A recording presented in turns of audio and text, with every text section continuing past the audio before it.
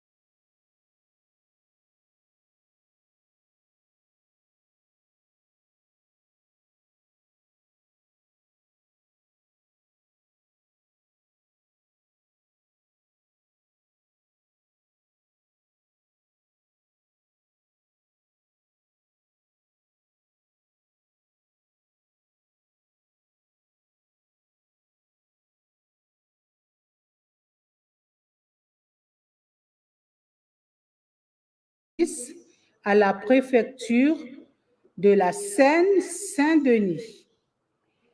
Elle a effectué sa sortie officielle le 21 mai 2022. Du refus des crimes et de l'injustice, l'association s'en défend au moyen de la révolution par le droit. Pour ce faire, ceux qui s'inscrivent dans le refus de faire aux autres ce que l'on s'interdit de se faire à soi-même sont invités à nous rejoindre, s'ils ne l'ont pas fait déjà.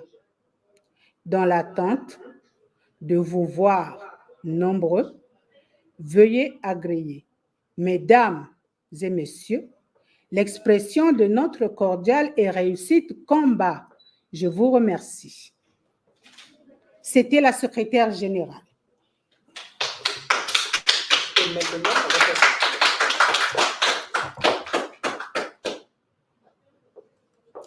Maintenant, nous passons la parole à Maître Nganda. Attends que je vous le micro. Vas-y. Maintenant, je passe la main au président de notre association ARCI pour qu'il vous dise ce qu'il a préparé pour vous. Merci. Et nous demandons à ceux qui ont des appareils allumés de les éteindre. Voilà. Nous demandons à ceux qui ont des appareils de les éteindre pour ne pas perturber la communication. Merci.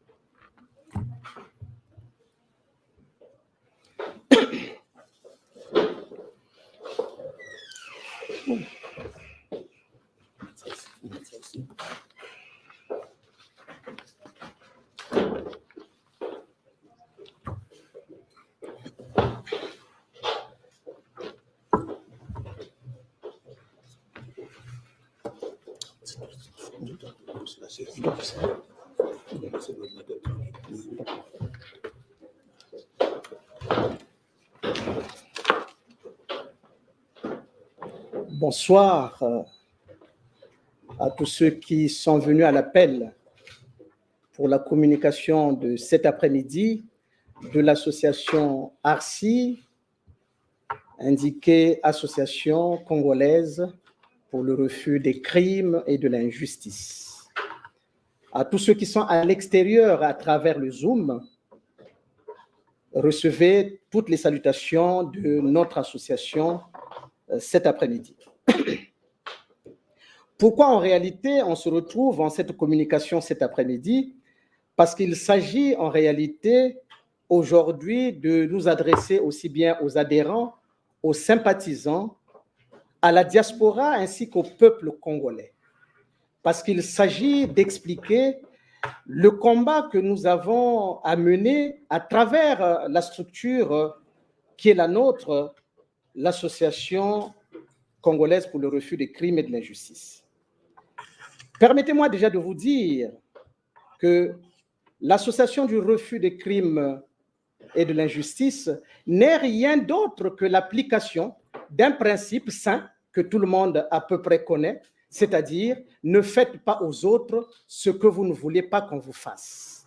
Voilà à peu près le principe assez simple qui permet de développer en chacun de nous le bon sens, c'est-à-dire refuser de faire le mal à l'autre afin que cela ne vous fasse, que ce mal vous revienne. Alors, ce refus des crimes et de l'injustice se justifie par une opposition de deux positions. La première position, c'est celle qui nous a été imposée à ce jour, c'est-à-dire la révolution permanente du crime, des crimes impunis.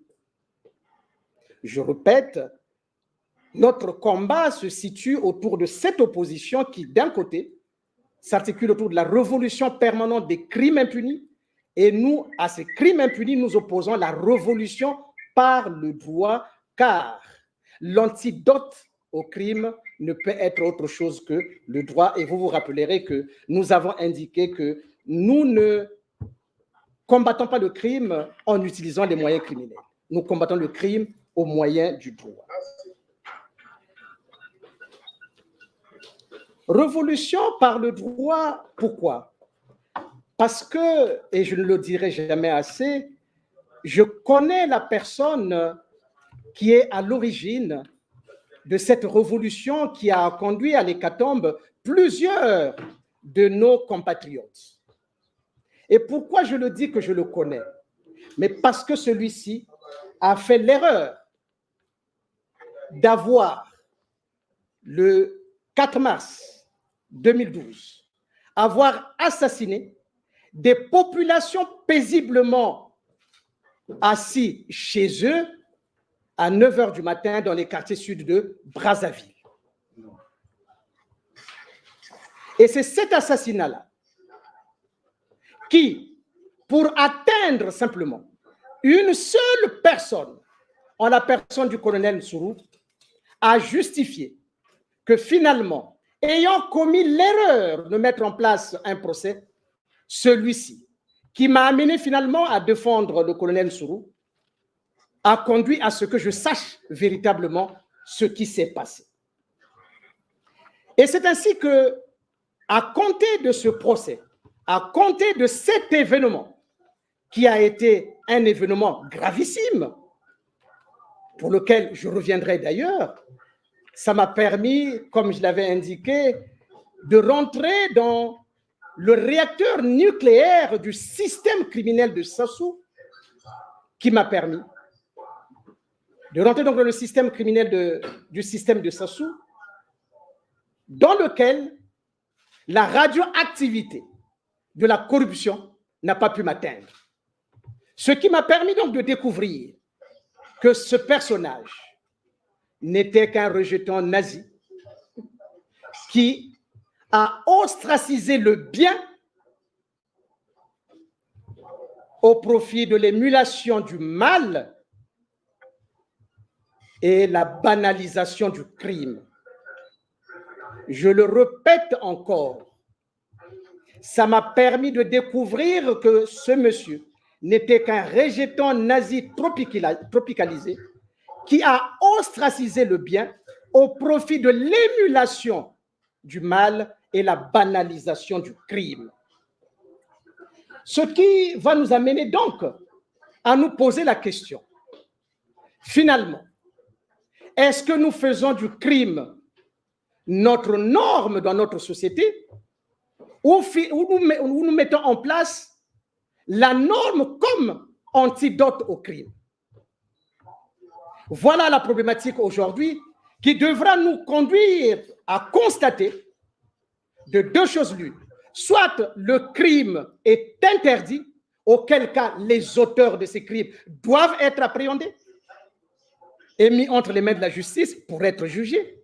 Soit nous considérons que le crime donc devient notre norme, auquel cas, eh bien, notre société n'aura plus des règles qui permet à la société donc de se réguler dans le sens du bien commun.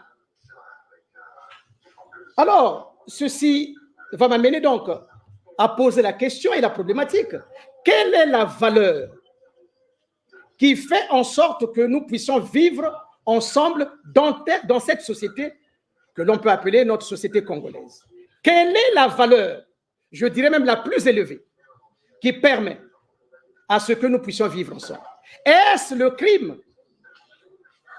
Alors, la question se pose désormais pour nous d'appeler les ressortissants de toutes les régions pour que l'on sache dans chaque région quelle est la valeur la plus élevée qui participe à la vie en communauté dans ces régions-là. Et donc, ça m'amène à appeler dans la Likwala, qu'est-ce qui fait que les gens vivent sans s'entretuer? Qu'est-ce qui fait que dans la Likwala, les gens vivent sans que ceux-ci ne s'entretuent, de sorte qu'ils vivent de façon paisible? Est-ce le crime qui est au cœur de cette réglementation de leur organisation dans la société, ou c'est la règle coutumière qui proscrit le crime? Les ressortissants de la Likwala devront nous dire quelle est la valeur la plus élevée chez eux qui permettent de vivre ensemble dans cette communauté où l'on n'entend jamais que les gens se sont entretués entre eux, de sorte qu'on l'on fasse du crime la valeur la plus élevée. Il en sera de même de la Sangha. Qu'est-ce qui fait que dans la Sangha, à l'instant même où je parle, il n'existe pas des communautés qui se sont entretuées pour que éventuellement nous puissions nous poser la question de savoir, c'est le crime qui règle la vie en communauté dans la Sangha, ou c'est la loi?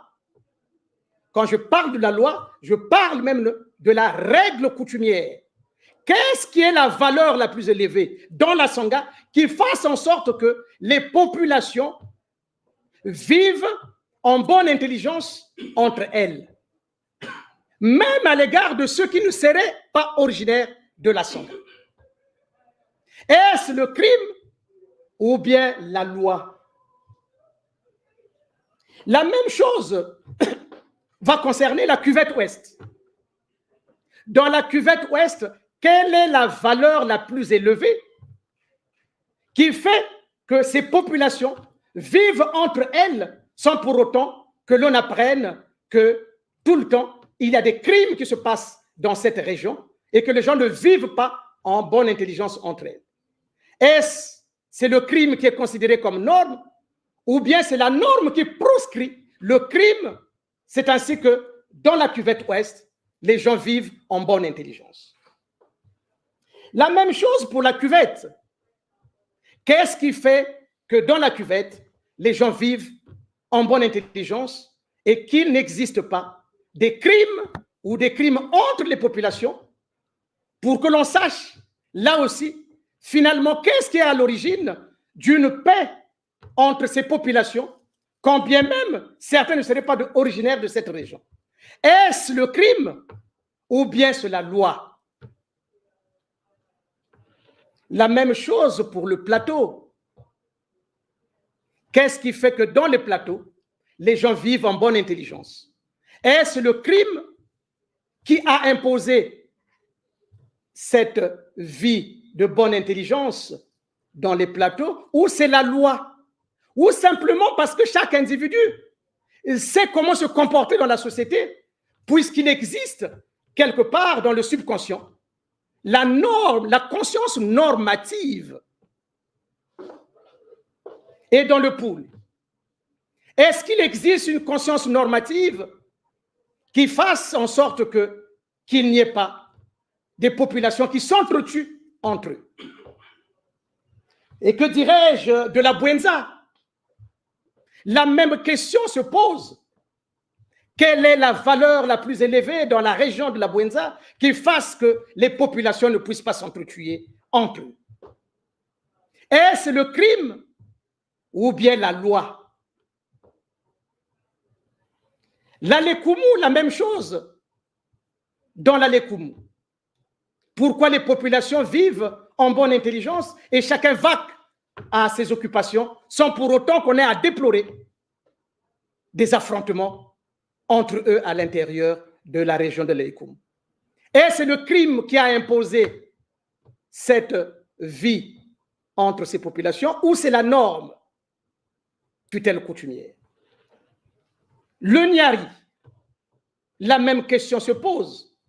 Quelle est la valeur qui fait que ces populations-là ne puissent pas s'entretuer entre eux et qu'on n'ait pas à assister à des assassinats à tour de bras?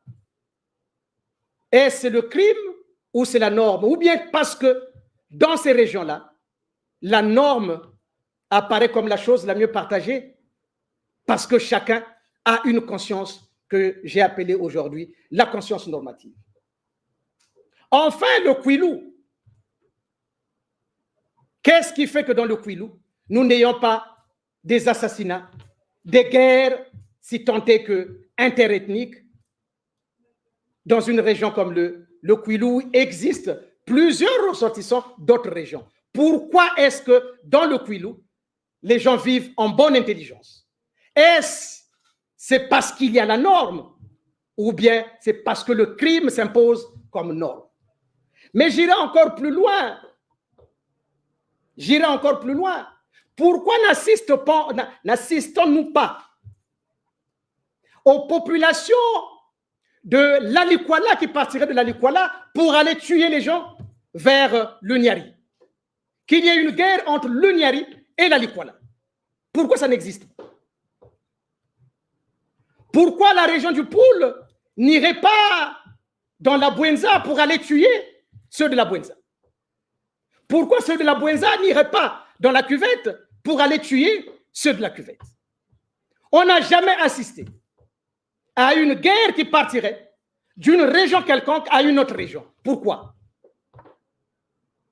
Alors, si tel est le cas, et je pense que tout le monde en convient, j'arrive à la conclusion simplement, même si je n'attends pas encore la réponse de toutes ces régions, mais je peux aujourd'hui pronostiquer que pour toutes ces régions, la valeur la plus élevée qui fasse en sorte qu'ils vivent ensemble, c'est le respect de la règle. Le respect de la règle.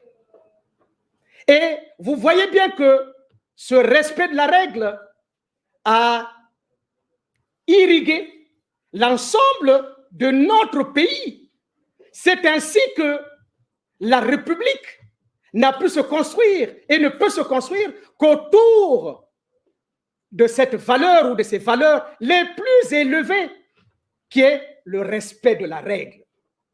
Et lorsque je parle de la République, mes chers collègues, messieurs les adhérents, la diaspora et le peuple congolais, il existe pour ce faire dans la République un code pénal pour vous montrer que nous sommes arrivés à une forme de standardisation de notre vie à travers la règle. Il y a le code pénal de 63 qui dit, donc au niveau de la République,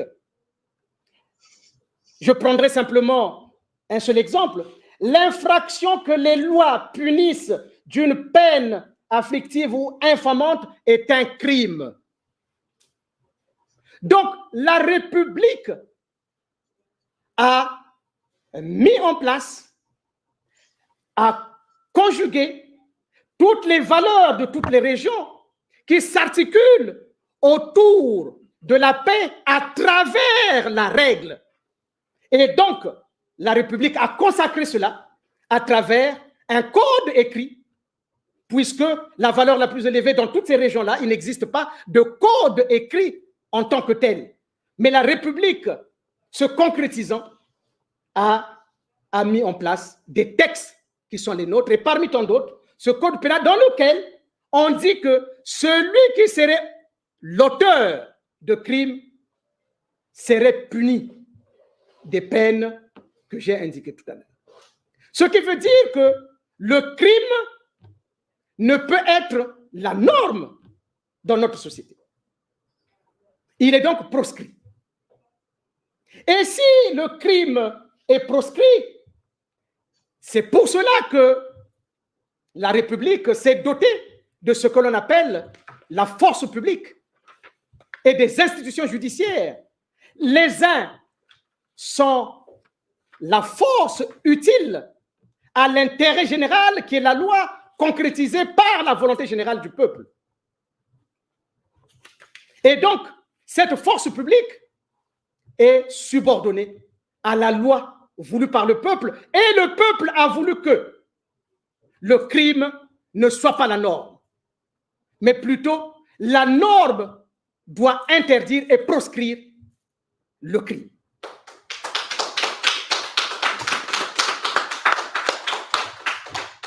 Et à partir de ce moment, si le crime est proscrit, personne, mais alors personne, ne peut échapper à la volonté du peuple qui a inscrit dans sa loi que le crime doit être puni. Donc, toute personne suspectée de crime devra répondre devant la loi. Or, je vais vous donner quelques images, je vais imager, si vous voulez, notre société. Imaginez que notre société ressemble à un organisme. Dans cet organisme qui est notre corps, se trouvent des cellules qu'on appelle les anticorps. Quel est le rôle des anticorps? Eh bien, l'anticorps réagit chaque fois qu'il y a un microbe, c'est-à-dire un corps étranger dans le corps qui est capable de faire mal à des cellules et donc d'affaiblir l'organisme qui est le nôtre, donc le corps humain. Et donc, dès qu'un microbe rentre, eh bien, les anticorps se mettent à sa chasse jusqu'à ce que ce microbe disparaît éventuellement. Et donc, le corps est protégé. Et le droit, c'est exactement la même chose. Lorsqu'un acte anti-droit pénètre dans la société, le droit se lève pour aller protéger la société contre l'acte anti-droit ou anti-juridique. Voilà comment fonctionne. Donc, quand vous prenez le corps humain, vous prenez l'organisation de notre société, c'est exactement la même chose. Et alors, imaginez un seul instant que le corps humain soit attaqué par des microbes et que les anticorps ne peuvent plus répondre. Qu'est-ce qui va se passer? Le corps humain s'affaiblit. Le corps humain peut éventuellement même disparaître parce que les anticorps n'arrivent pas à fonctionner ou parce qu'on n'a pas donné dans ce corps, on n'a pas injecté d'autres éléments qui peuvent éventuellement renforcer les anticorps pour pouvoir attaquer le microbe. Et le cœur meurt. Et c'est ce qui se passe dans notre société aujourd'hui. Si la société congolaise est en train de mourir, simplement parce que le crime devient la norme. Et que la norme qui devait être l'anticorps de la société ne fonctionne plus. Et l'ARCI vient pour réveiller, pour vous dire que la révolution par le droit devrait être donc les anticorps que nous devons injecter dans notre société afin que le crime soit repoussé et que la société retrouve sa jeunesse, sa force, puisqu'il ne sera plus affaibli. Et donc, l'objectif de cette communication aujourd'hui, c'est de démontrer en quoi est-ce que la révolution par le droit constitue l'anticorps nécessaire pour sauver notre pays. Mais pourquoi je le dis? Mais pour sauver notre pays, l'anticorps devait être qui? Mais les anticorps devaient être la force publique, les institutions judiciaires qui sont au service du peuple. Qui sont au service du peuple. Or, qu'est-ce qui se passe? et c'est très important que vous le sachiez, c'est que la force publique en relation avec le peuple à travers l'intérêt général incarné fait que l'État qui en est l'instrument qui doit l'utiliser utilise ce que l'on appelle la violence légitime de l'État. Et nous avons, malheureusement, notre société aujourd'hui en pâtit parce que la violence légitime de l'État est entre les mains d'un criminel.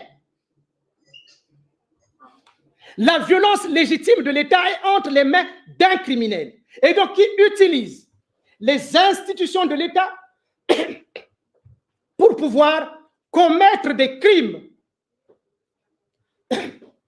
Alors que ce n'est pas ce rôle-là. Okay.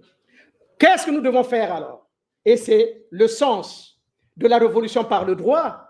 Le peuple doit recouvrer sa souveraineté, puisqu'il est celui qui crée la loi, puisque c'est lui qui utilise la force publique. Or, en ce moment, la violence légitime se trouve entre les mains d'un criminel qui commet donc des crimes à travers la violence légitime. Le peuple doit s'en protéger en utilisant la loi dont il a légué la force à la force publique pour pouvoir donc arrêter le crime. Donc nous avons maintenant deux positions. D'un côté, un criminel qui utilise la violence légitime de l'État pour commettre des crimes. Et comme le droit ne constitue pas aujourd'hui l'anticorps nécessaire, le corps humain, donc le corps de notre société, aujourd'hui, s'en trouve détruit par ce microbe qui est le crime commis par celui qui dispose aujourd'hui, et alors qu'il ne devait pas en disposer, la violence légitime de l'État. Et donc, je disais tout à l'heure que le peuple doit recouvrer sa souveraineté et rentrer en possession de la force publique afin qu'il arrête le crime.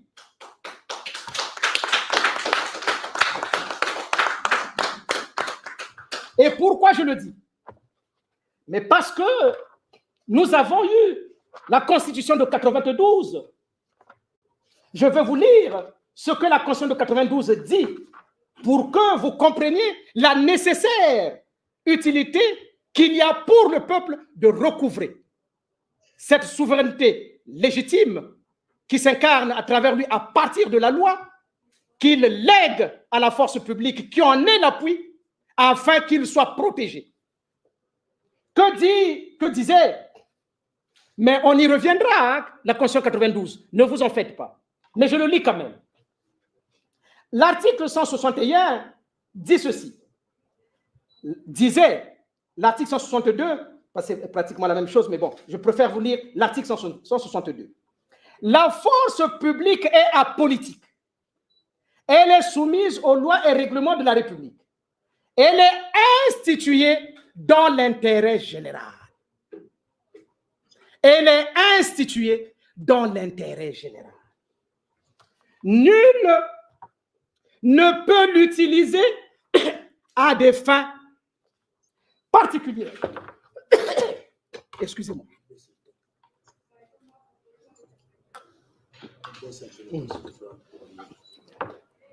Je peux reprendre pour le besoin de la compréhension. Je disais tout à l'heure, la Constitution de 92, en son article 162, parlant de la force publique, disait ceci. La force publique est apolitique.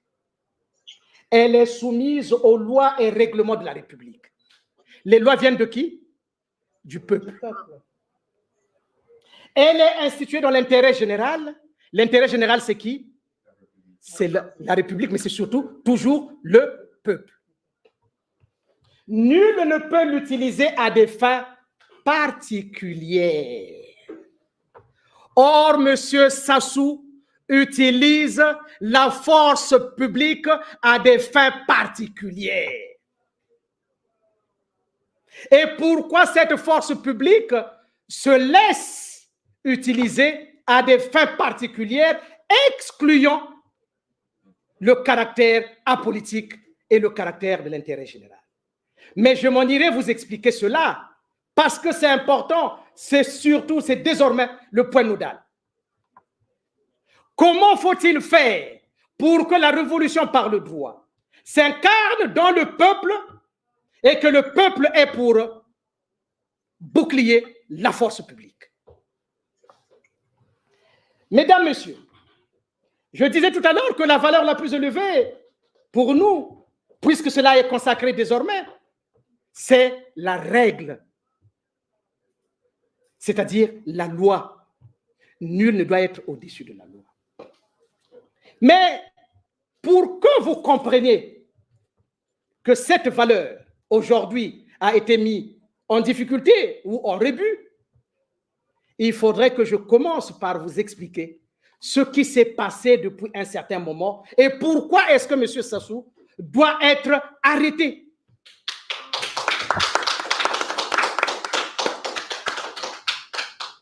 Je m'en vais vous expliquer très brièvement, mais avec plus de précision, l'affaire Marien Ngouabi. Prenez patience pour que je vous donne quelques détails encore. Je vais aller assez rapidement en disant que tous vous savez que le 18 mars, le président Marien Ngouabi a été lâchement assassiné. Et que ce crime a été imputé à des innocents. Mais avec la collaboration de qui? De la force publique. Alors, Marien Ngouabi est assassiné. Et on nous dit que cela s'est passé à l'état-major, puisqu'il y avait soi-disant des tirs. Je vous passe les détails, vous savez bien que c'est le Kunzu qui appelle Sassou, qui lui dit soi-disant que ça tire à l'état-major. Ça, vous connaissez, ce n'est pas important que je mette du temps. Mais je vais aller sur un point précis. Et Marien Ngouabi se trouve à la morgue. Nous avons un médecin légiste qui dit que le corps de Marien Ngouabi est arrivé propre. Il n'y avait même pas de balles. Il n'a pas essuyé des balles. Mais par contre, on avait trouvé la carotide coupée. Maintenant, je vais vous faire la démonstration. On nous dit qu'à l'état-major, il y avait des tirs et que Marien Ngouabi serait mort à l'état-major. Mais comment s'il est mort à l'état-major, où on tirait les balles, il se retrouve dans son corps, il n'y a pas de traces de balles. Ce qui veut dire qu'il n'est pas mort d'armes à feu. Prenez cette hypothèse-là. Il n'est pas mort à la suite d'une arme à feu. Mais pourtant, on nous dit, Sassou dit qu'il y a des tirs à l'état-major. Mais s'il a trouvé avec une carotide coupée, ça veut dire que le lieu de l'assassinat de Marien Ngouabi ne peut plus être à l'état-major. Parce que l'état-major, parce que plutôt quand il se retrouve à l'hôpital, si la carotide est coupée, ça veut dire que c'est une arme blanche. Monsieur Marien Ngouabi, le président Marien Ngouabi, a été tué par une arme blanche. Ce qui veut dire qu'il n'est pas mort à l'état-major. Ça va de soi. Il n'est pas mort à l'état-major. S'il n'est pas mort à l'état-major, donc il est mort. Il a été assassiné où? Et pourquoi la scène du crime n'a jamais été indiquée? Seul Sassou sait, puisque lui a mis en place une commission d'enquête. Monsieur Sassou a mis en place une commission d'enquête. Le lendemain, il a mis en place la cour martiale dont il était président. Il a mis en place une cour martiale dont il était président. Et qu'est-ce qu'on nous a dit? Que en dessous, Mboro avait soi-disant avoué qu'ils avaient assassiné le président Marien Ngouabi. Mais ça s'est passé à l'état-major. En dessous était l'état-major. Or, Marien Ngouabi n'est pas mort d'arme à feu. Donc, en dessous a avoué l'avoir tué avec quoi? Suivez bien. Hein? La cour martiale est mise en place par M. Sassou Nguesso. Avait-il le droit de mettre en place une cour martiale? Il faudra lui poser la question. Il faudrait qu'il vienne répondre d'ici une semaine à la télévision congolaise, qu'il vienne dire quelle était la loi qui lui permettait, lui, de mettre en place une cour martiale et de faire exécuter le capitaine ou le sergent, je n'en sais rien, en dessous et les Mboro. De quel droit, lui, avait-il exécuté les en dessous? Il s'agissait là, donc, des témoins dont il savait que s'il y a une enquête, on saura que Marien Ngouabi, en réalité, n'a pas été assassiné à l'état-major. Aujourd'hui, si vous ouvrez une information judiciaire, est-ce que vous pouvez encore entendre en dessous? Non. De quel droit M. Sassou s'est permis? Donc, vous voyez, la force publique qui commence à être utilisée à mal escient. Mais je veux poursuivre. Puisque en dessous, soi-disant, pour l'enquêteur prix Nobel des crimes, M. Sassou, avait dit que en dessous avait avoué. Ce qui veut dire, si je vais dans l'absolu, l'ordre public qui avait été mis en péril ce jour-là du fait de l'assassinat de Marien Ngouabi par en dessous, soi-disant, puisqu'il est passé à la cour martiale et qu'il a été exécuté, ça veut dire que l'ordre public a été rétabli. Ça veut dire que l'ordre public a été rétabli parce que l'auteur de l'assassinat de Marien Ngouabi est passé à la cour martiale, propriété de M. Sassou. Il a été exécuté selon le droit de M. Sassou. Donc, l'ordre public avait été rétabli aussitôt. Mais alors, vous voyez bien la question qui arrive. Pourquoi il y a eu création du CMP? Pourquoi y a-t-il eu création du CMP? Puisque l'ordre public qui avait été violé, qui avait été donc dérangé, est rétabli du fait de la cour martiale qui a jugé en dessous et qui l'a fait exécuter par le monsieur Sassou. Mais est-ce que monsieur Sassou avait le droit de mettre en place une cour martiale et d'exécuter les gens? Donc vous voyez, il commet déjà. Donc non seulement il fait exécuter Marien Ngouabi, mais il fait exécuter ceux qu'il pensait lui être des témoins. Parce qu'effectivement, si la justice s'était faite dans des conditions régulières, mais en dessous aurait pu être entendu pour qu'ils disent que mais non, quand la situation, il y a des tirs à l'état-major, le président Marien Ngouabi était déjà sorti puisqu'on l'avait appelé pour aller voir le cas Motondo qui, soi-disant, avait subi des balles au champ de tir. Alors, si en ce moment-là, Marien Ngouabi était sorti, alors pourquoi il y a eu des tirs à l'état-major? Diversion. C'était une diversion. Donc, mais je ne m'arrêtais pas en si bon chemin. Et vous voyez, déjà ces crimes-là, il ne répond pas encore de ces crimes. La commission d'enquête ne s'arrête pas là. Il fait convoquer le cardinal. Mes chers amis, mes chers frères, peuple congolais, la diaspora et les adhérents et sympathisants, c'est la situation la plus grave que je vais expliquer. Parce qu'il y a presque un conflit entre l'Église et les positions que nous pouvons défendre.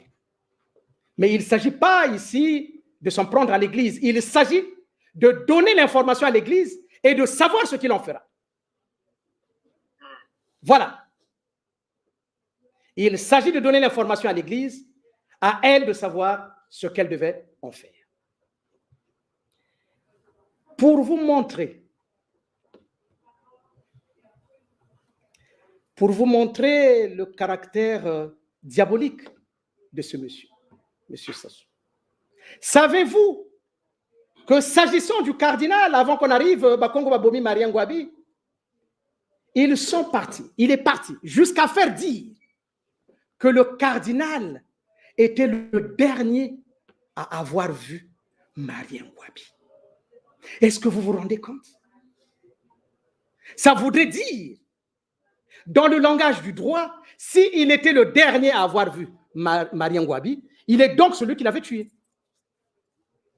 Est-ce que vous vous rendez compte l'injure qu'on fait à une telle personne par un minable criminel? Il dit, le cardinal était le dernier à avoir vu Marien Ngouabi. Donc c'est lui qui l'a tué. Mais puisque à la cour martiale, en dessous, soi-disant, avait déjà dit que c'était lui, pourquoi avoir convoqué le cardinal? Donc Marien Ngouabi avait un don de mourir et de se réveiller. On le tue par en dessous, il se réveille et il est tué par le cardinal. Donc vous voyez l'injure qu'on peut faire à une autorité morale, l'absence de respect de ce monsieur qui est mal éduqué, qui n'a aucune limite, au point même de mentir au pape. Au point même de mentir au pape. Il dit le cardinal était le dernier. Dans sa soutane rouge, si je me rappelle, je ne sais pas si elle était blanche, mais rouge. Donc, le cardinal avait un couteau et il avait sectionné la carotide du président Marien Ngouabi. Est-ce que vous vous rendez compte?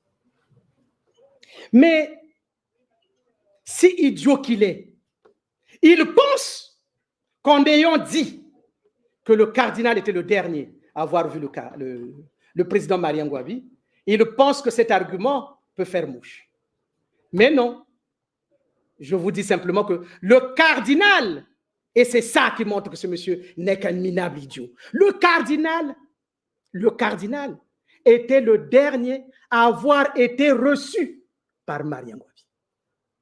Le cardinal, je dis bien, était le dernier à avoir été reçu par le président Marien Ngouabi. Et il y a nuance, hein? C'est plus la même chose. Entre le cardinal était le dernier à avoir vu Marien Ngouabi et le cardinal était le dernier à avoir été reçu par Marien Ngouabi. Vous comprenez ça? Le cardinal, je le répète, avait été le dernier à être reçu par Marien Ngouabi. Ça veut dire quoi? Que quand le cardinal est parti, Marien Ngouabi était en vue. Il y a quelqu'un qui peut contester ça? Quand le cardinal est parti, il avait laissé donc le président Marien Ngouabi en vie. Son assassinat crapuleux. Et c'est ça qui m'amène à dire à l'Église de ne jamais trouver comme motif et comme mobile la paix comme étant la cause de la mort du cardinal. Non. La paix n'a jamais été la cause de la mort du cardinal. Parce que sinon, en ce moment-là, vous trouvez un mobile qui a permis l'assassinat crapuleux du cardinal par M. Sassou. Parce que si le cardinal est mort pour un mobile de la paix, ça veut dire que Marien Ngouabe a été assassiné par quel mobile? Mobile de la guerre. Parce que c'est cela. Vous devez opposer d'un côté la guerre et de l'autre la paix. Donc, Sassou a eu pour mobile, pour tuer Marien Ngouabe, la guerre. Et pour faire cesser la guerre, il a eu pour mobile d'assassiner le cardinal. Et l'Église accepte ça. Alors qu'il a fait passer le cardinal comme étant le dernier à avoir vu Marien Ngouabe. Donc vous voyez, même dans l'acte criminel, vous voyez le dédain, le manque de respect sur l'individu qui était une autorité morale comme le cardinal. Les chrétiens de toutes les régions que je venais de citer, acceptez-vous qu'un cardinal soit assassiné par quelqu'un qui doit prétendre encore à être président de ce pays-là? Un cardinal. Il a assassiné un cardinal avec des propos, j'allais presque dire, désobligeants, mais surtout méprisants. Faire dire d'un cardinal dans sa robe rouge qu'il était l'assassin de Marien Ngouabe. Vous vous rendez compte? Et l'on veut trouver des excuses en disant que le mobile de cet assassinat était la paix, alors qu'il s'agissait d'un assassinat crapuleux. Les chrétiens de tout ce pays-là, les chrétiens du Congo, au centre, au nord, au sud, il faudrait que l'Église vous donne cette information. Ce criminel-là devra être entendu. Et même s'il est parti confesser auprès de l'Église, mais l'Église a l'obligation de lui dire, après cette confession, vous devez vous rendre à la justice. Il faut vous faire prisonnier parce qu'il s'agit d'un crime.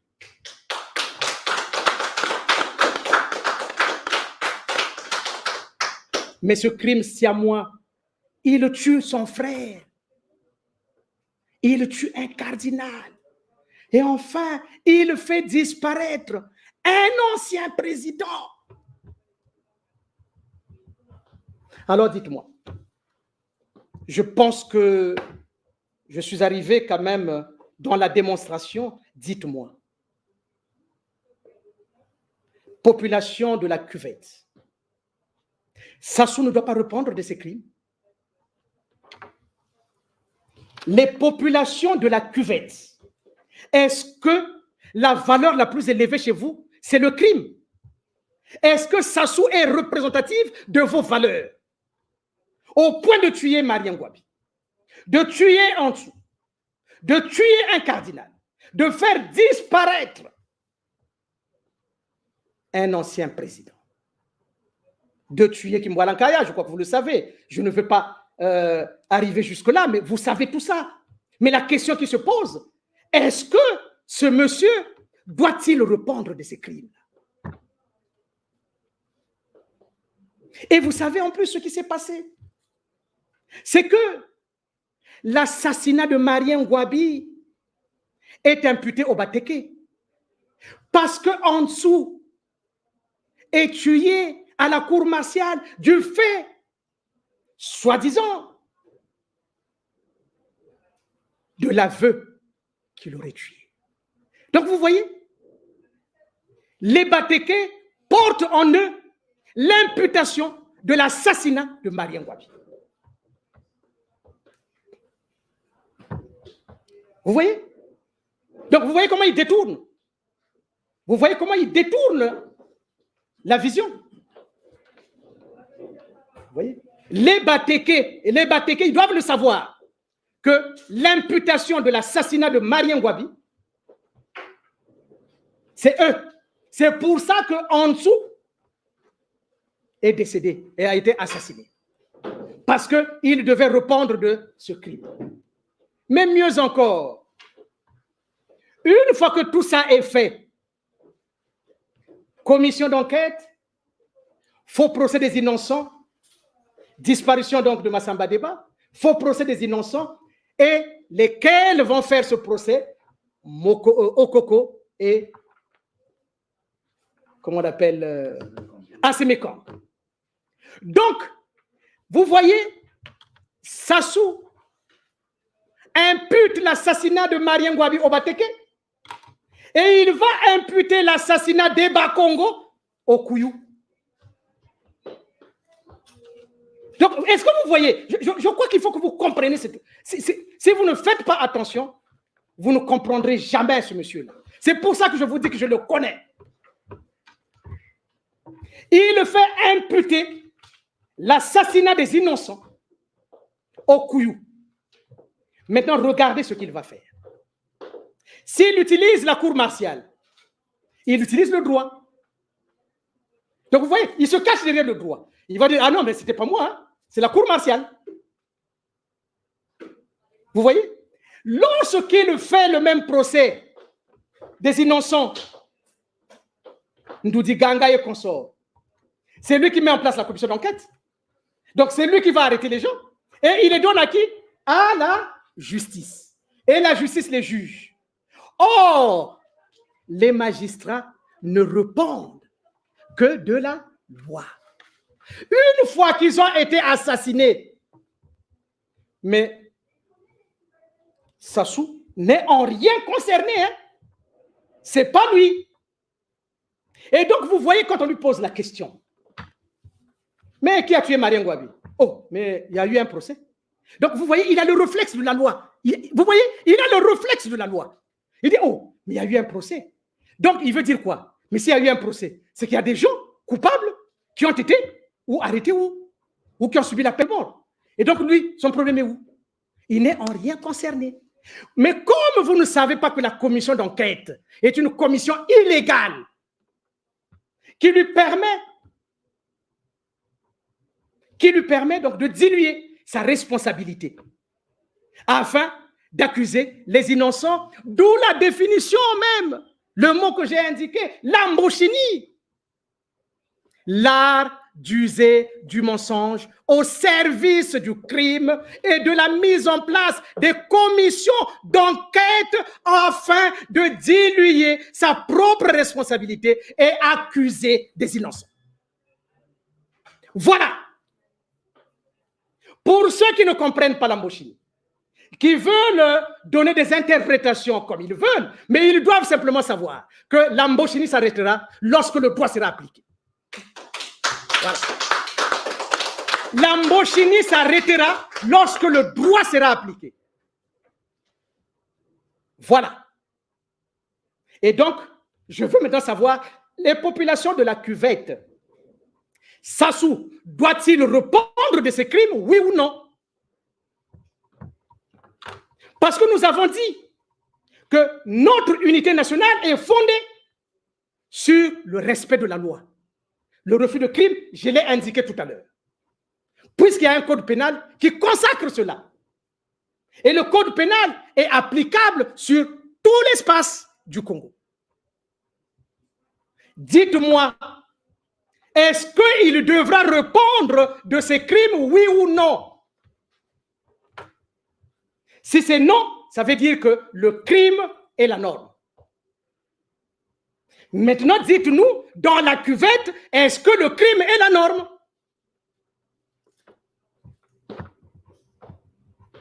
Eh oui. Autrement, les populations de la cuvette sont dans l'obligation de livrer ce criminel. Peu importe s'il leur donne de l'argent sale, peu importe si c'est le pouvoir. Vous ne pouvez pas fermer les yeux au seul motif qu'il y a le pouvoir et donc les crimes sont admis. Non. Même le pouvoir, et d'ailleurs, c'est le pouvoir qui devait proscrire de façon absolue le crime. Or, si le crime devient la norme, donc notre unité nationale, nous la basons sur quoi? Nous allons baser notre unité nationale sur quoi? Alors que tout à l'heure, je venais d'interpeller les 9 ou les 10 régions de notre pays qui consacrent la valeur la plus élevée du vivre ensemble comme étant la règle. C'est la règle, le respect de la règle. Donc voilà ceux qui veulent nous affronter sur la révolution par le droit. Voilà le premier combat que nous mettons sur la place publique. Que Sassou vienne dire d'ici une semaine que Maître Nganga ment. Que Maître Nganga ment. Que lui n'a jamais rien fait de tel. Qui n'a jamais mis en place la commission d'enquête, qui n'a jamais mis en place la cour martiale. Donc, vous voyez, mes chers sympathisants et adhérents, ainsi que la diaspora, le refus du crime, le refus des crimes et de l'injustice a ceci de particulier, s'il vous plaît, et ça, je vais le dire avec force. Puisque se pose à nous un défi, le défi de notre humanité. Le défi de notre humanité. Or, suivez-moi bien, le crime est une destruction de l'humanité. Tout crime est une destruction de l'humanité.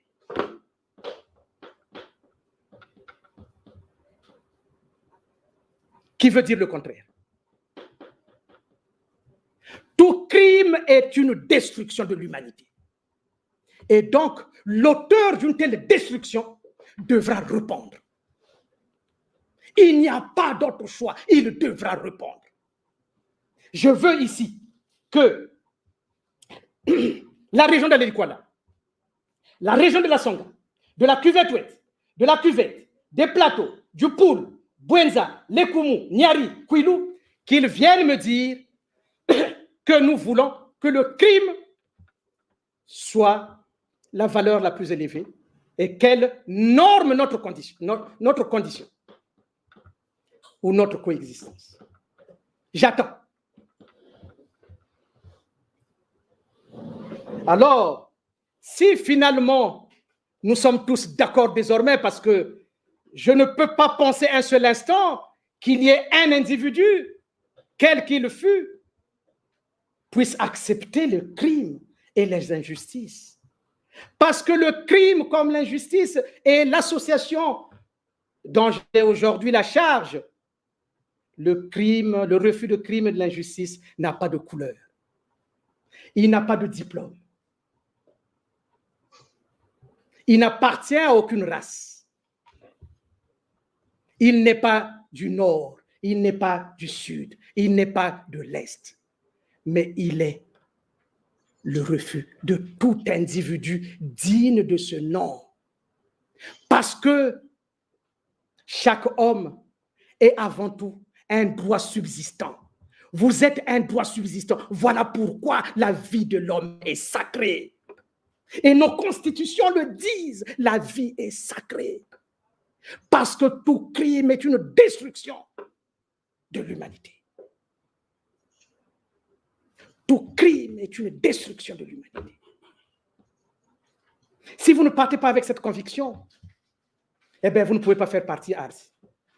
Parce que vous devez refuser le crime, quel qu'il soit. Et c'est ainsi que, lorsque s'est produit l'affaire du 4 mars, où des populations des quartiers nord ont subi ce que vous connaissez, mais que M. Sassou pensait toujours qu'il pouvait faire ce qu'il avait toujours fait.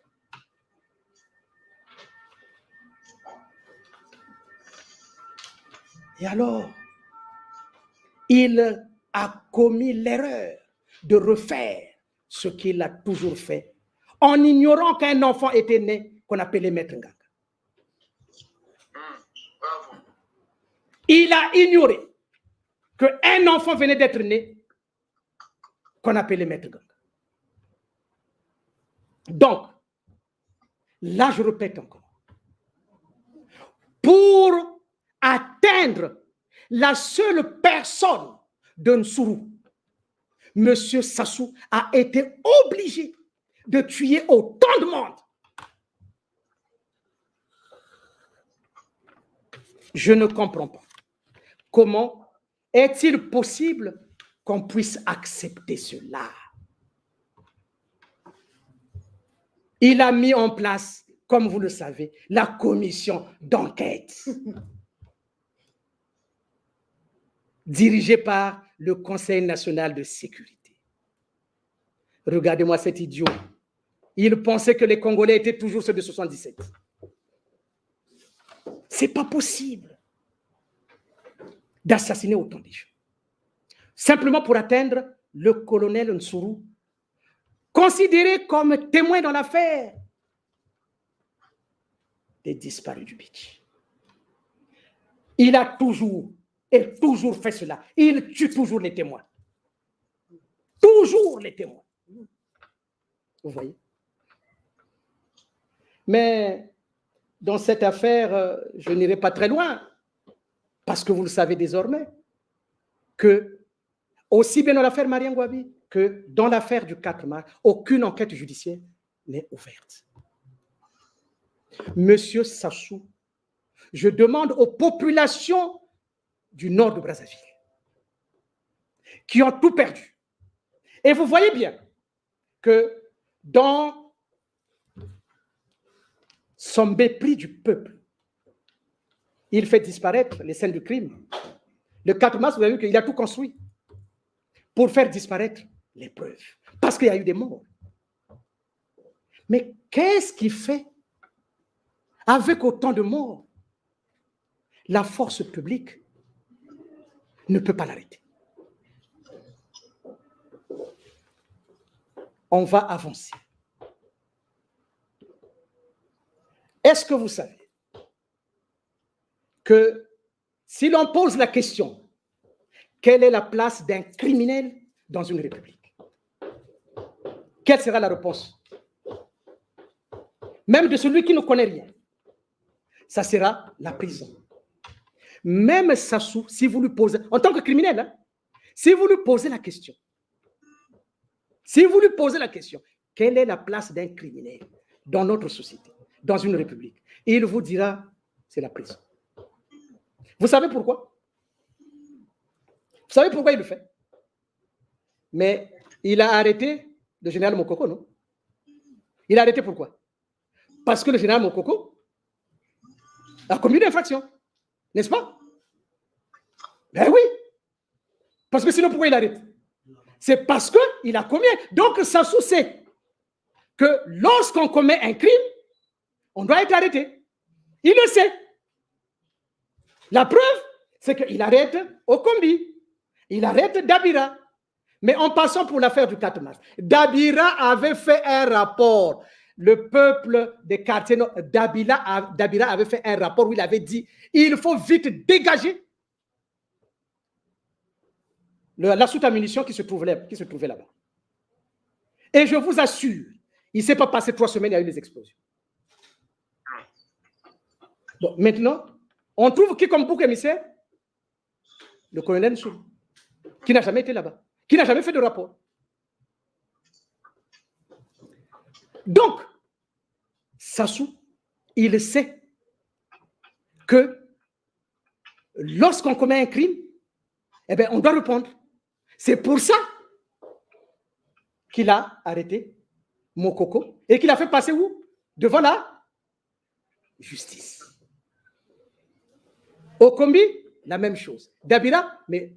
Alors, maintenant le problème, et c'est là, c'est que lui, il utilise la loi du peuple avec la force publique en se donnant une certaine légitimité et demander donc à la force publique et à la justice de condamner des gens qui n'ont rien fait.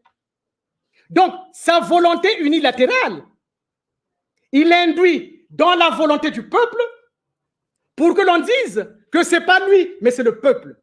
La preuve, vous avez entendu quand on lui pose la question, mais Mokoko, ah, mais c'était un détenu de quoi? De droit commun. Il connaît même ça, hein? Il connaît même que c'est un détenu de droit commun. Il connaît, hein? Vous voyez? Donc, il fait attention à ça. D'accord? Mais pourquoi la force publique accepte qu'un criminel leur donne des ordres alors que lui-même, le criminel, n'est jamais arrêté? Et donc, c'est ce qui va nous amener à ce que le peuple, désormais, je vous ai dit ça tout à l'heure, que la force publique, c'est dans l'intérêt général. Nous allons maintenant opposer un argument pour que le peuple, désormais, utilise la force publique. J'ai dit tout à l'heure, quelle est la place du criminel dans une république? Vous avez aujourd'hui des gens qui vont demander des suffrages au peuple. Des gens qui vont demander des suffrages au peuple congolais. En les amenant dans l'abattoir de Sassou. Parce que, mais la Constitution de 2015 consacre que Sassou peut tuer. Donc, quel est le rôle que ceux qui partent demander les voix ou les suffrages au peuple, quel sera leur rôle au Parlement? N'est-ce pas pour amener à l'abattoir le peuple, puisque Sassou peut tuer, sans pour autant qu'il soit poursuivi? Maintenant, le peuple doit poser la question à ces gens-là. Si vous êtes législateur, ou du moins vous voulez être législateur, mais nous avons déjà une première loi qui interdit le crime et que toute personne convaincue de crime doit être arrêtée. Ils doivent leur poser la question à ces gens-là. Mais vous qui venez demander les suffrages chez nous, quelle est la place du criminel dans une république? Puisque vous voulez être législateur, ok, mais quelle est la place du criminel dans une république? Il faut que le peuple demande à ces gens-là, pose la question à ces gens-là et qu'ils trouvent la réponse. Si ils leur disent que, mais dans notre pays, la place d'un criminel, c'est en prison, automatiquement, mais Sassou est un criminel. Alors, puisque Sassou est un criminel, si la place d'un criminel, c'est la prison, or Sassou est un criminel, donc sa place est où? Ce qui veut dire, mes chers adhérents et sympathisants, la diaspora et le peuple congolais, ceux qui viennent demander les voix à ce peuple-là, ils ne s'opposent pas au crime de Sassou. Que ça soit bien compris, hein? Qu'on ne dise pas que Maître Ganga n'avait pas expliqué. Ceux qui partent demander les voix à ce peuple, et le peuple, vous qui les recevez, si vous ne leur posez pas d'abord la première question, que nous, ok, il n'y a pas de problème, nous sommes le peuple, ok, mais première question, avant de nous demander nos suffrages, quelle est la place d'un criminel dans une république en tant que futur législateur? Parce que nous avions déjà mis en place des lois, parce que les premiers législateurs, ce ne sera pas eux, hein? Il y a eu d'abord le législateur qui est passé avant. Et ce législateur qui est passé avant, qui était la consécration de leur voix et donc de leur volonté par la loi, a indiqué que le crime est interdit, que toute personne convaincue de crime devra subir la peine de mort. OK? Donc, que les populations demandent à ces gens-là, OK, vous venez pour demander le suffrage, parce que vous serez les législateurs. Mais il y a eu un législateur qui est passé avant vous qui a dit que tout crime doit être puni. Quelle est la place du criminel? Qu'il demande à ces gens-là, quelle est la place du criminel? Avant de recevoir les 2000 ou le vin ou la boisson, posez la question, quelle est la place d'un criminel? S'il dit la place d'un criminel, c'est la prison, mais Sassou est un criminel. Donc, ils doivent d'abord œuvrer à l'arrestation de ce criminel avant d'aller demander des suffrages. Ils doivent d'abord, le peuple, je parle au peuple, vous devez demander à ces gens-là de vous permettre à ce que M. Sassou soit d'abord arrêté à travers, et c'est là le problème, la force publique qui est là. À travers la force publique qui est l'incarnation de l'intérêt général. Et l'intérêt général, c'est eux. Or, nous avons un criminel qui est en train de se promener dans cette société sans pour autant qu'il soit arrêté. Et donc, sa présence tous les jours est une atteinte à l'ordre public.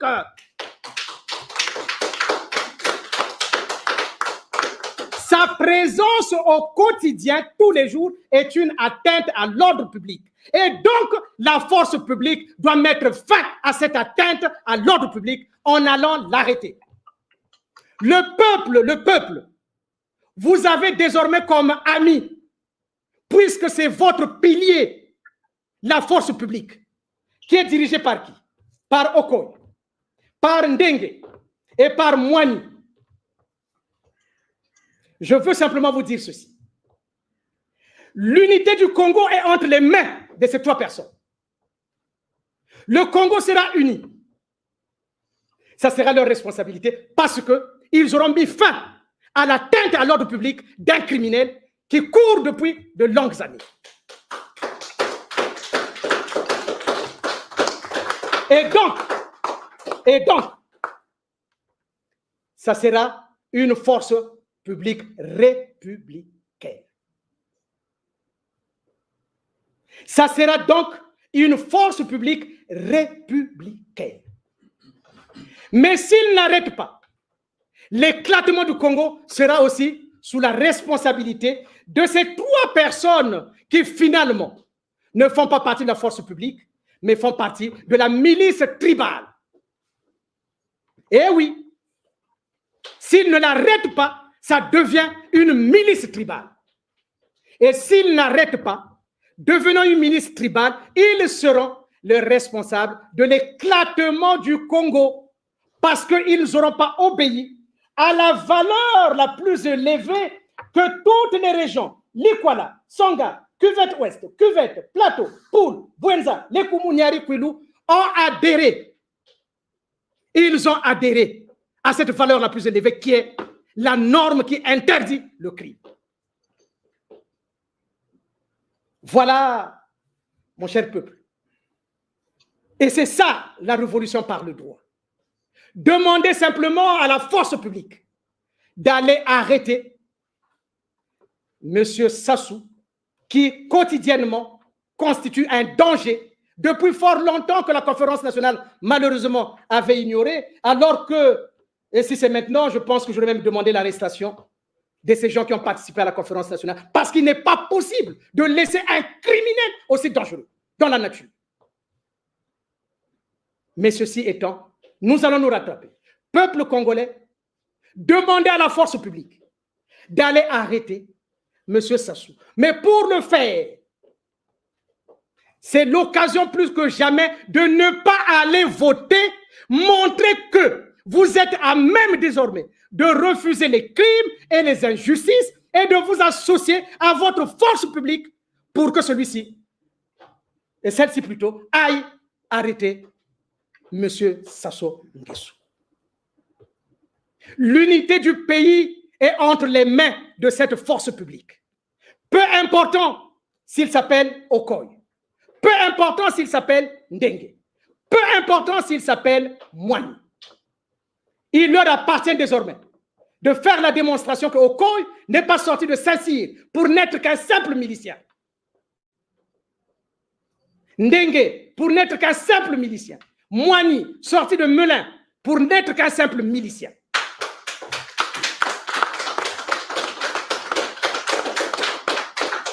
Voilà, peuple congolais. Ce que je vous demande, je ne vous demande pas d'aller vous mettre debout pour que vous recevez des balles. Non. La révolution par le droit, avec Arsi, n'acceptera jamais une seule goutte de sang doit tomber sur aucun Congolais. Aucune goutte de sang ne doit tomber. Vous devrez vous marier à votre force publique, qui aujourd'hui a compris et devra comprendre que la légitimité est du côté du peuple et non du côté du criminel. L'unité du pays, je le répète encore, l'unité du pays, c'est entre les mains de ces trois personnes. Soit ils sont républicains, auquel cas le pays est sauvé. Donc l'ensemble du pays est sauvé et l'unité est sauvée au nom de la valeur de justice.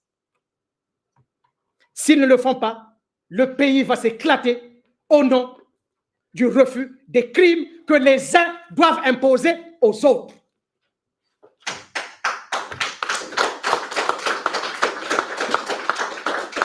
Et d'ailleurs, Théophile Obenga, que vous connaissez bien, savant éminent, a dit savamment que ou la soumission ou la scission.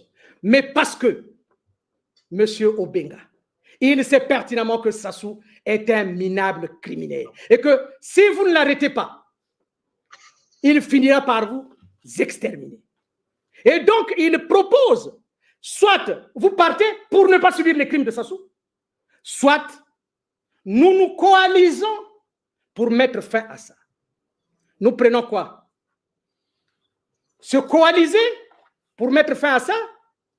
Ou bien donner l'éclatement du Congo à un minable criminel de Sassou? Un minable criminel qui va éclater ce pays qui a tant d'histoire. Peuple congolais, mes chers collègues, qu'est-ce que nous allons privilégier? L'éclatement ou l'unité? Mais l'éclatement, ça sera au bénéfice d'un minable criminel. Ça veut dire que notre société n'a pas eu le ressort nécessaire pour s'attraper de ce criminel, le mettre à la disposition de la justice pour qu'il soit jugé. On s'est aplati à ce point. On s'est aplati à ce point à l'égard d'un criminel comme ça. Peuple congolais, je m'en vais terminer, je m'en vais vous laisser parce que le temps a suffisamment avancé. Permettez-moi de terminer par ce mot que le Congo est un très beau pays. Je suis convaincu pour ma part qu'il est possible d'organiser un pays juste pour tout le monde. Et c'est le but de l'ARCI. On vous fait l'offre d'un pays juste, avec les institutions justes, fondées sur la vérité au service de la liberté et de la justice. Et non un Congo fondé sur le mensonge au service du crime. Quel gâchis! Le Congo mérite d'être dirigé par des personnes aux pensées hautement élevées, vertueuses, et non par des personnes aux instincts bassement grégaires, et j'en ai fini.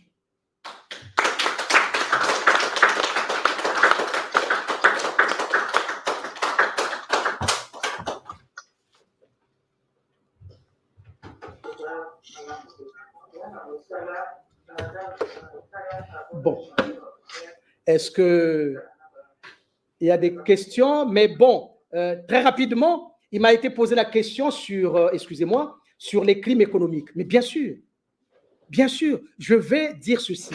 Comment un pays qui a eu 14 000 milliards, 14 000 milliards, je dis bien, ce n'est pas 14 milliards, hein, 14 000 milliards. Quelle injustice! Et donc, comme j'ai dit tout à l'heure, le crime, c'est la destruction de l'humanité. Le vol et le pillage du denier public, c'est la rupture de l'égalité de tous devant les finances publiques. Et on ne peut pas laisser ça. Mais vous avez bien compris que dès l'instant qu'on a atteint les crimes du sang, on débouchera automatiquement sur les crimes économiques. Et donc, le Congo doit être dirigé par des personnes aux pensées hautement élevées et vertueuses. Et non par des personnes aux instincts bassement grégaires. Merci encore.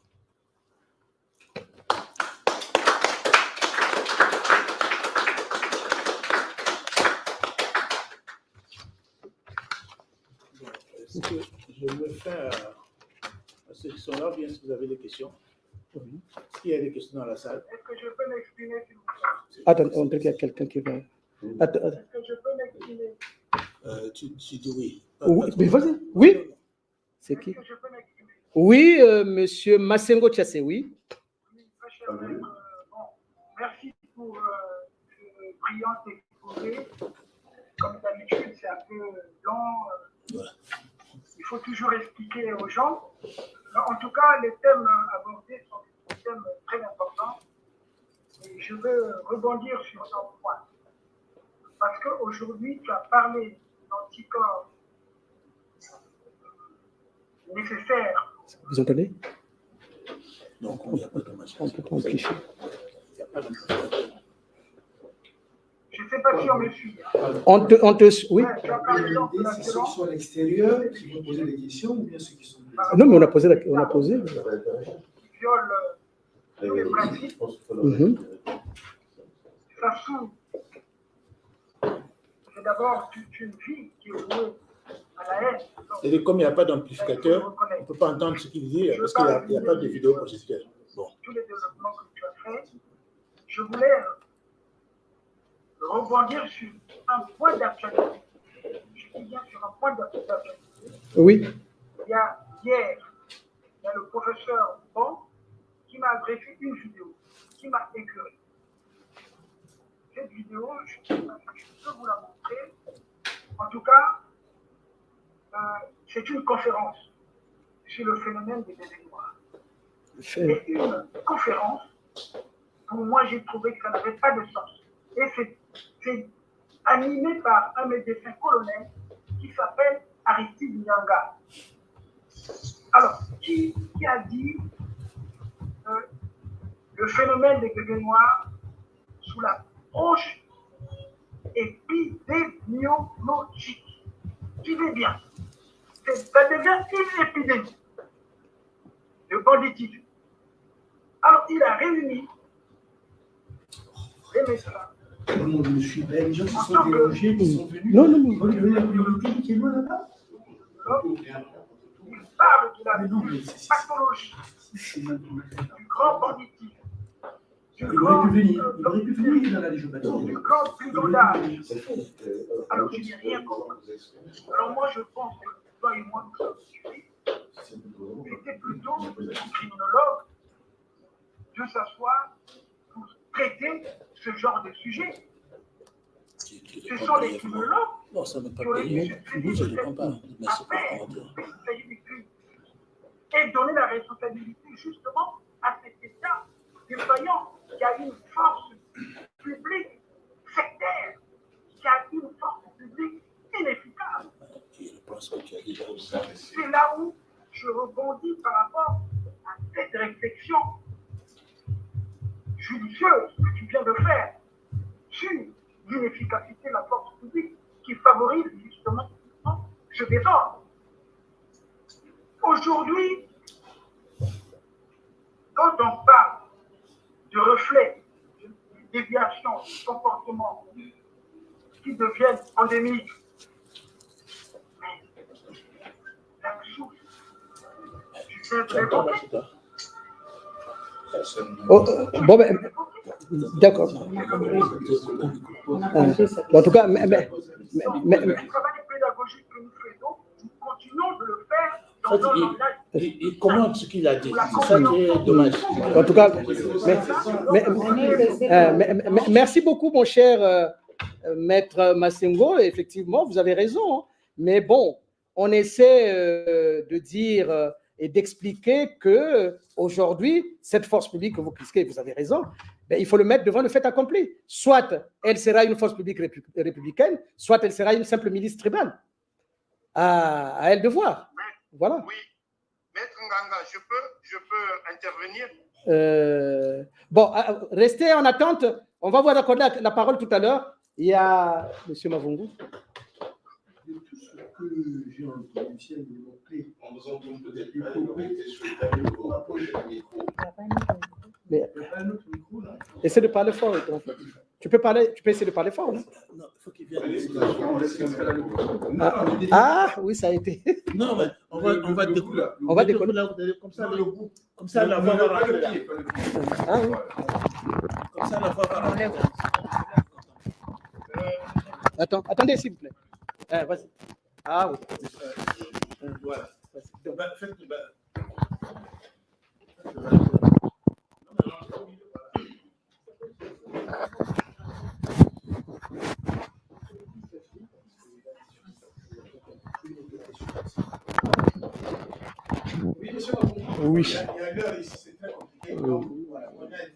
Voilà. Oui. Oui. La force du débat, l'urgence du moment, c'est ce que vous aviez dit en disant, mais il faut poser la question à Sassou, où est la place du criminel? Et vous l'aviez dit également que ceux qui vont à l'élection, là, c'est prétendument élection, ouais, qu'on pose la question à ceux qui se présentent devant eux, les futurs députés de Sassou, qu'on leur pose la question, où est la place du criminel? De toute l'urgence du moment, c'est ça. Où est la place du criminel?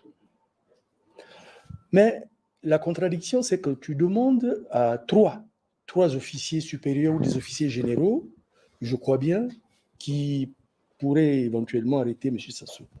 Mais il y a Massillon. Massillon, je crois, c'est un écrivain français qui a eu à dire « La foule n'a comme unique loi que l'exemple de ceux qui la commandent. Comme unique loi de la foule, c'est l'exemple de ceux qui commandent. » Or, il se trouve que ces trois-là, c'est des voleurs, c'est des criminels. Mais comment vous allez demander à ces gens-là de l'arrêter ça? Mais par contre, c'est sensibiliser. Sensibiliser, qu'ils se rendent compte les droits qui sont les leurs à partir de notre conférence nationale. À partir de la conférence nationale, éclairer les populations congolaises. Mais non revenir tout le temps sur le cas de Sourou ou la mort de Ngouabi. On y reviendra à un moment donné, mais ce n'est pas le moment. L'urgence du moment, c'est éclairer les populations congolaises. Par rapport au mot que tu as utilisé, Sassou est un criminel. Où est la place du criminel dans notre société? Ce monsieur-là qui est à la tête de notre pays, que fait-il là? C'est un criminel. Et c'est ce criminel-là qui vous impose d'aller devant les urnes. Et vous allez dans les urnes. Tout doit tourner autour de ça. C'est l'urgence du moment. C'est l'urgence du moment. Oui, je suis tout à fait d'accord, D'ailleurs, j'ai abordé cette question exprès parce que il fallait, et cette communication en réalité a eu sa raison d'être par rapport à cette urgence afin que le peuple soit informé. Mais il s'agit pour nous, si vous voulez, M. Mavungu, de reconnaître dans notre peuple un certain génie. De reconnaître au peuple un certain génie, d'où la nécessité de leur offrir les anticorps qu'on est en train de mettre à leur place. Utilisez les anticorps que nous mettons à votre place, demandez à cette force publique. Mais la force publique, pensez-vous que, M. Mavungu, que je ne sache pas ce qui se passe? Mais on va les mettre devant le fait accompli. Est-ce qu'ils sont pour l'unité de ce pays-là? Auquel cas, ça sera une force républicaine. Et s'ils ne sont pas pour l'unité de ce pays, ça va s'éclater. Dans tous les cas, une fois que le peuple ne va pas aller voter et qu'il va demander à la force publique, parce que ce n'est pas à eux d'aller, ils doivent demander à cette force publique. Et j'irai encore plus loin, peut-être que je ne l'ai pas expliqué. C'est que, primo, ceux qui partent demander les voix à notre peuple, là, ils ne dénoncent pas les crimes de Sassou. Leur problème, en réalité, c'est l'exclusion dont ils sont victimes de ne pas être sur la liste de la chaîne alimentaire du crime et de la médiocrité de Sassou. C'est ça le vrai problème. Voilà pourquoi ils ne dénoncent pas les crimes. Et c'est ça qui est important, que le peuple demande à ces gens-là, quelle est la place du criminel? Vous allez être législateur, ok, mais quelle est la place du criminel, puisque un autre législateur était déjà passé pour proscrire le crime? Et oui. Et donc le peuple aujourd'hui doit, et ça va encore aller plus loin, M. Mavungu, si cette force publique n'est qu'une force tribale, donc toutes les rémunérations qu'ils ont reçues, c'est des rémunérations illégales. Donc c'est sur une cause d'un statut qui n'est pas en réalité la force publique. Et oui, donc c'est plus grave que ça. Donc le peuple, de mon point de vue, le peuple doit rebondir sur le fait qu'il est détenteur de la souveraineté. Et c'est lui qui a sa loi. Et c'est cette loi qui justifie qu'il y ait une force publique qui doit être payée sur la base des impôts qu'il paye. Voilà. Et donc, ce peuple, au lieu d'aller se montrer en route, parce qu'on ne sait pas encore, le jour qu'il y aura jonction entre la force publique et le peuple n'aura plus peur de la force publique. Parce que le peuple va accompagner la force publique dans l'arrestation de ce criminel. Et c'est à cela que nous devons arriver. Et ce n'est pas tant au COI ou X, non, c'est la force publique. Bien sûr, ils sont représentés par ces gens-là, mais c'est la force publique. Et on verra si dans la force publique, tous ils sont d'accord de laisser ce criminel à la tête de cet État. Voilà un peu ce que je pourrais dire. Oui, on peut donner la... On a encore 5 minutes. Hein? Oui. Maître Nganga, je peux parler? Oui, allez-y. Oui, merci beaucoup pour ce brillantime initiative auquel je m'inscris entièrement parce que franchement, je suis en train de prendre note.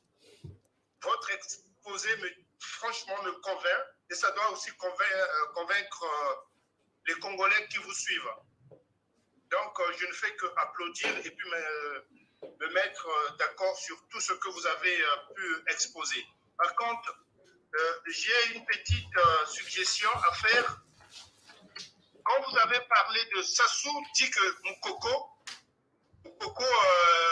c'était un prisonnier du droit commun. Oui, c'est ce que Maître, pour éclairer le peuple, j'aimerais que vous insistiez sur ça, parce que nous qui n'avons pas fait droit jusqu'aujourd'hui, nous ne connaissons pas exactement ce que ça veut dire pour Sassou, encore pour le droit, le vrai, la justice, ce que ça veut dire le droit commun. Et je veux continuer. J'ai la deuxième suggestion. Est-ce que serait-il possible de revenir sur l'argument selon lequel Sassou, dans sa constitution de 2015, il nous explique que lui, il peut tuer. Qu'est-ce qu'il lui donne? Qu'est-ce qu'il autorise ça? Est-ce que son groupe qu'il a pu mettre en place est conscient de cela? C'est ça vraiment, maître. Je suis très fier et content de participer avec vous dans cette aventure qui veut nous ramener à la justice. Parce que ce que vous faites là, c'est ramener le peuple congolais à sa hauteur et à sa juste place. Donc, je vous remercie, maître. Merci beaucoup. Pour revenir un peu à ce que disait M. Mavungu sur l'affaire Marien Ngouabi, je crois que vous ne comprenez pas tout part de là. Si on ne vous explique pas ce qui s'est passé, vous ne comprendrez rien du reste. Tout part de là. Est-ce que vous savez, quand, tout à l'heure j'ai indiqué, non? En dessous est tué, l'ordre public est établi. Mais il fait un coup d'État, il demande à Tisté de lui donner le pouvoir. Et après, il dit que la situation est militaire, mais la situation n'était plus militaire, puisqu'en dessous est passé à la cour martiale. Qu'est-ce qui devenait encore militaire? Donc il fait un coup d'État, et ça, il faut que vous le sachiez. Et tout ça jusqu'à l'affaire de 97. 97, il tue quelqu'un à Owando. Pour se faire interpeller, il dit on est venu m'attaquer. Mais ça, je reviendrai peut-être plus tard pour vous expliquer cela. Si tous les crimes de Sassou, même s'il les a fait avant, ça part de l'affaire Marien Ngouabi. Ah oui, il faut vraiment que vous le sachiez. Hein? Ah oui, mais c'est vrai que nous avons actualisé. Vous voyez bien qu'on vient actualiser ces crimes-là qui ne se sont jamais stoppés. Ça ne s'est jamais stoppé. Jusqu'à ce que l'on arrive maintenant à ce que le peuple maintenant comprenne qu'ils ne peuvent pas accepter qu'un criminel soit leur législateur. C'est ça le problème. Est-ce qu'on peut faire d'un criminel notre constitution? Voilà, je pense qu'on a fait l'essentiel. Si vous voulez parler, il faut vous approcher de l'ordinateur. C'est pour ça que je dis qu'il faut vous mettre là. Non, en dehors de la caméra pour que votre voix soit entendue par les gens qui sont là-dedans. Sinon, non, mais ça enregistre pour lui. Ça enregistre pour lui. Oui, mettez-vous ici, là, comme ça votre voix aussi va rentrer dans l'ordinateur. C'est pour ça que je disais qu'il faut vous mettre là, ouais. Parce que sinon, les autres ne vous entendent pas. Moi, j'ai un souci. Il y a un Voilà. problème de responsabilité d'urgence. Mhm. Je n'exclus pas le problème de Marie Ngouabi ni le 4 mars. Pas du tout. Là n'est pas mon débat. J'ai dit l'urgence du moment aujourd'hui. Il y a des prétendument élections. Élection, oui, tout à Il fait. y a un problème de responsabilité. Il n'y a pas que les électeurs, mais il y a ceux qui vont également se présenter. Tout à fait. C'est leur dire qu'à un moment donné, nous avions eu une conférence nationale. Et à cette conférence nationale, il était défini, retenu pour tout le monde, que pour être candidat à l'élection présidentielle, il fallait nécessairement que vous soyez des élus. Or, il se trouve que Sassou est un criminel. Et c'est là où je soutiens ta thèse. Quand tu dis, mais quelle est la place de Sassou? Celui qui est en train de nous gérer, sa place, c'est en tôle. Vous qui allez vous présenter là-bas, mais vous avez une responsabilité. Exactement. Parce que vous ne serez pas les élus. Vous ne serez pas du tout les élus. Ils seront dans la liste de la chaîne alimentaire des crimes. Vous allez répondre de vos actes, vous allez dans les affaires de Sassou, vous n'allez pas dans la députation, non. Vous n'êtes pas les élus du peuple, vous qui allez vous présenter là. Ce sont des complices. Voilà, ils sont complices. Il faut insister sur cet aspect-là. Ça, c'est le 1. De 2, revenir sur ces criminels, la force publique ne peut rien. Le peuple peut refuser, dites, voilà, nous refusons d'aller. Oui, mettre d'aller au le vote. bulletin à la Oui, urne. bien sûr. Et c'est ce qu'il faut. C'est ce qu'il faut. C'est ce qu'il faut. C'est tout. Mais on ne peut pas demander à ces officiers ou supérieurs ou ces généraux. Ils pourront, même pour la forme, on ne peut pas se référer à cette force publique. Elle n'existe pas. Ça n'existe pas. Nous n'avons plus d'armée, nous n'avons plus de police, nous n'avons plus de gendarmes. On ne peut plus se référer. On ne peut se référer qu'au peuple. Prenez la responsabilité de ne pas aller devant les urnes. Laissez Sassou dans sa bêtise. Et on verra plus tard. Mais se référer à ces prétendument, comment vous appelez la force publique, mais ça n'existe pas, grand Dieu. Évitons ça, ça n'existe pas. Les vrais militaires doivent apparaître. Mais les militaires aujourd'hui n'existent pas au Congo. Nous n'avons pas de gendarmes, nous n'avons pas de policiers, nous n'avons pas d'armée. C'est la canaille. Oui. Donc c'est un problème de responsabilité là. Le problème, tu l'as bien soulevé en disant, mais quelle est la place de Sassou? C'est un criminel. Sa place, c'est où? C'est la tôle. On s'arrête là. Tous ceux qui sont autour de lui vont répondre. Mais ça ne pose aucun problème. D'ailleurs, si ça vient converger à ce que nous faisons, il n'y a pas de problème. Moi, je ne suis pas opposé à cela. Mais bon, pour moi, je pense. On prend acte. Bon, il est 45. Est-ce qu'il y a d'autres questions? Sinon, à l'extérieur, dans le Zoom, est-ce qu'il y aurait peut-être un dernier qui voudrait parler? Maître, moi j'ai posé une question, je n'ai pas eu ma réponse. Oui. Mais écoutez, j'ai pris note. Simplement, je voulais simplement démontrer en quoi est-ce que Sassou, vous voyez qu'il se cache derrière la loi, parce qu'il est capable de vous dire que Mokoko est un prisonnier de droit commun. Non, le droit commun, c'est celui qui commet simplement des infractions qui sont vraiment déterminées, du genre vol, comment vous appelez ça, vol, escroquerie. Ça, c'est vraiment, ça rentre dans le cadre du droit commun. Mais lorsqu'il parle de la sûreté de l'État, nous sommes en réalité là, dans les crimes politiques, puisque il n'y a pas d'élément constitutif convenable qui puisse permettre de dire qu'on est dans l'atteinte à la sûreté de l'État. Ça, vraiment, c'est quelque chose. C'est-à-dire que Sassou peut faire ce qu'il veut avec, et comme à l'époque, quand j'enseignais, lorsque j'étais chercheur, je disais qu'il s'agit d'une infraction pute. Donc, on y met ce que l'on veut. On y met ce que l'on veut. Et donc, mais moi, ma démonstration, c'est que s'il sait qu'un criminel doit être arrêté par la loi, or, lui est un criminel, qu'est-ce qu'on fait? On l'arrête. Eh bien, voilà. Voilà. Bon, est-ce que du côté de Zoom, des questions? Sinon, on va se dire au revoir et je vous transmets tous mes remerciements.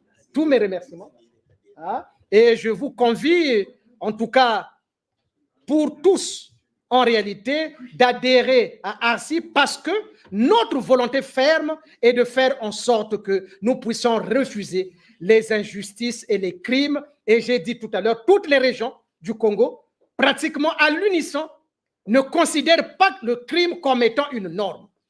Donc, soyons tous ensemble, adhérer et accompagnons notre peuple. Et comme j'ai dit, ayez un peu pitié de ce peuple qui souffre. Ce peuple souffre. Ayons pitié de ce peuple et coalisons-nous. Coalisons nos souffrances, nos douleurs. Toutes les victimes du Congo, unissons-nous contre ce monsieur Sassou qui n'est qu'un minable criminel. Merci beaucoup et à très bientôt.